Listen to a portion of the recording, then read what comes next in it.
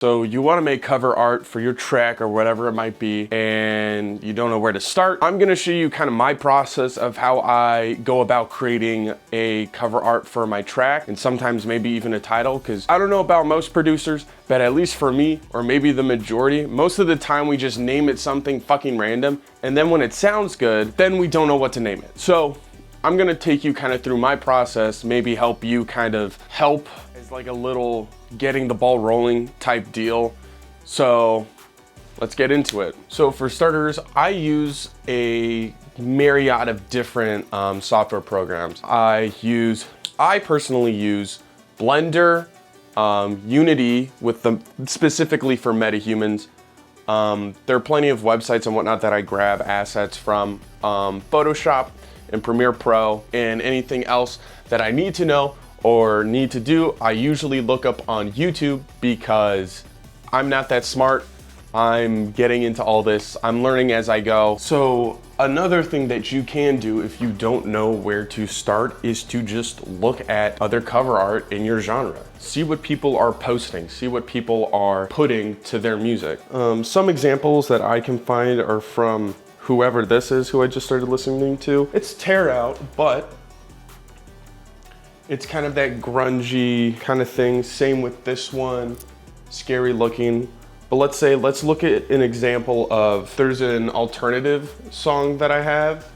You can see that the cover is more mellow. Take a look at what other people are kind of putting, because understandably, if you want your kind of genre to be known, or at least the style or mood of song that you are publishing, you should put that type of energy into the cover, because it can be misleading to your listener if you simply put the red heart emoji as your cover art and it's a death metal song. Now, is it kind of funny? Yeah, but you are misleading to a lot of people who are going to be thinking it is a romantic or lighthearted or very calm or happy song, and they might be turned off from that. But if you were to do like the classic death metal text, that would appeal to that audience, and you would be able to garner that type of audience easier and quicker than if you were to mislead them. It's like putting the wrong cover on a book. Be sure to know your mood and look at other people in the genre and what they're posting.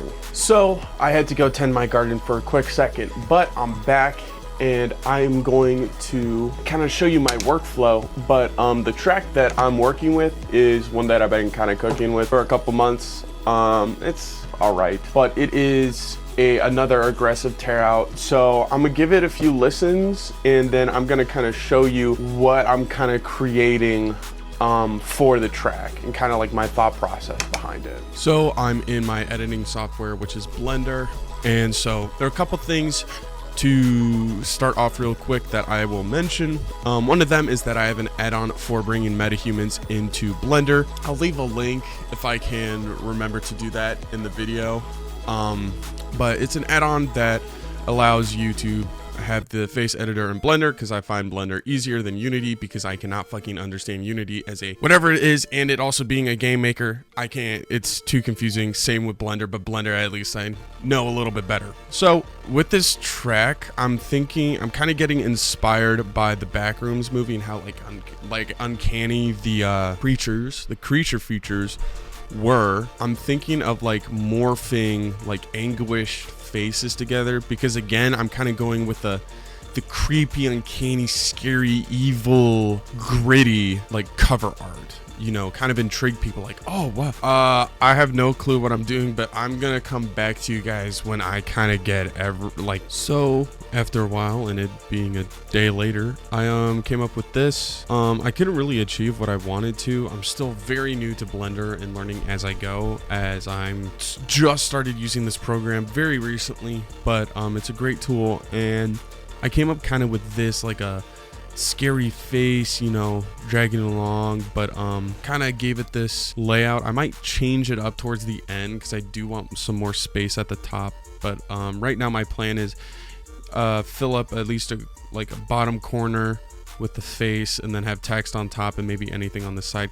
I've split this up into 4 parts or 4 pieces in my head, and so this is where some of you might click off, but I'm just gonna run through like what I'm thinking, how I'm breaking this down, and why maybe. So let's get into where I start adding kind of the finishing touches. This is kind of like the final I guess final, just if there's any last minute changes that I want to do. But this is kind of the end result. It kind of fits the style of the track. Is very gritty and scary and like aggressive. It's red, so mean, evil, angry, scary ass face, freaky acid text.